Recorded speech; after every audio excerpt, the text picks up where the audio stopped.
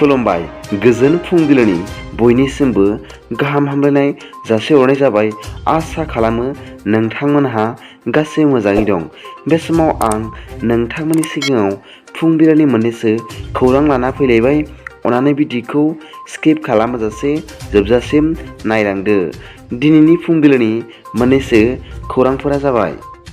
गिबि रादाबाव दं गावनि मुसुखाखौ गावनो बेखेवगोन। मिथिनो मोननाय बादिब्ला आसामनि दिपगैयाव आसामनि मुंदांखा मेथाइ खनगिरि जुबिन गार्गआ मुसुखाखौ दानानै दोननाय जादों। मख'नो गोनां बाथ्रादि बिथां मेथाइ खनगिरि जुबिन गार्गआनो फैगौ 2023 मायथाइनि जानुवारि दाननि 2 अक्ट'आव गावनि मुसुखाखौ गावनो गावनि आखाइजों बेखेवगोन होनना मिथिनो मोननाय जादों। नैथि रादाबाव दं क'क्राझार सहरनि साखाथियाव थानाय दबगाव नैथि खोन्दो बर' गामिनि गावबुरानिसिम सरकारा नटिस दैथायहरदों होनना मिथिनो मोननाय जादों।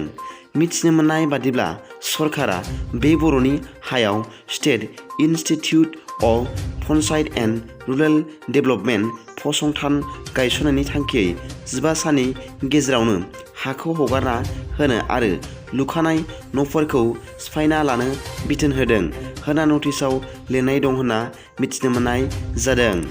बिनि थाखायनो बे गामियाव थानाय बर' सुबुंफोरा सरकारनो हाखौ हगारना होनो हानाय नङा होनना मैया खुद्रिसारदों होनना मिथिनो मोननाय जादों। थामथि रादाबाव दं करिमगन्जआव सरकारि हौवासाफोरनि गोजौसिन फरायसालियाव मैया शुक्रबारखालि अर खामदों होनना मिथिनो मोननाय जादों। मख'जाथावदि बे अर खामनाय जाथायाव मोननै खथाया खामनानै हाथफ्ला जादों होनना मिथिनो मोननाय जादों।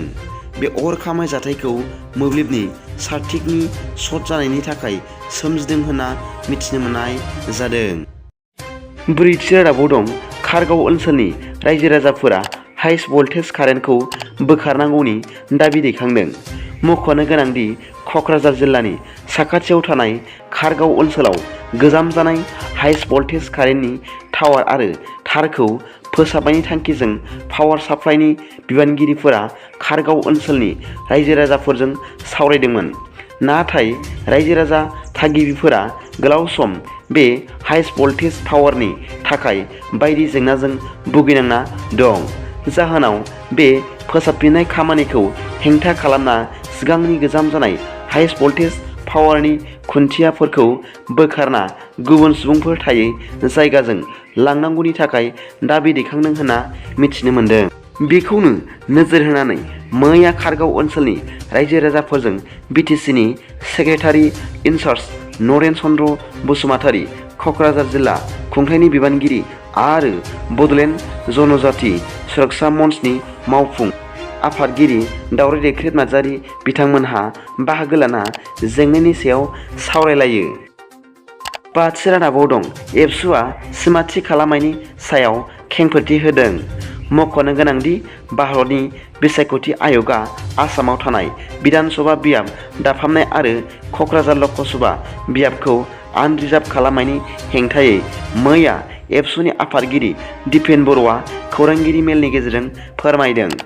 मानोना क'क्राझार लकसभा बियाबा जेरै दं बेबादिनो थानांगौ आरो गोदानै दानो लानाय उदालगुरि लकसभा बियाबखौ एसटि रिजार्भ खालामनांगौ होनना बिथाङा खौरांगिरि मेलनि गेजेरजों फोरमायदों।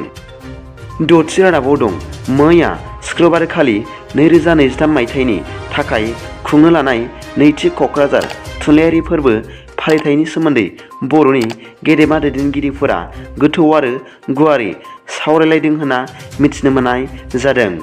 मिथिनो मोननाय बादिब्ला 2023 मायथाइनि नैथि क'क्राझार थुनलाइयारि फोरबोखौ क'क्राझारनि बड'फा कालचारेल कमप्लेक्सआव खुंनाय जागोन।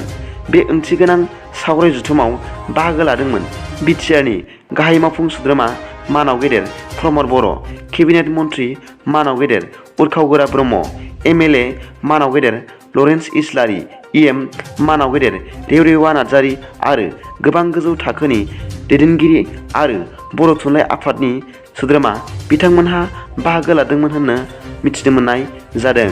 दिनैनि फुंबिलिनि मोननैसो खौरांफोरा दा बेखिनिल'मोन।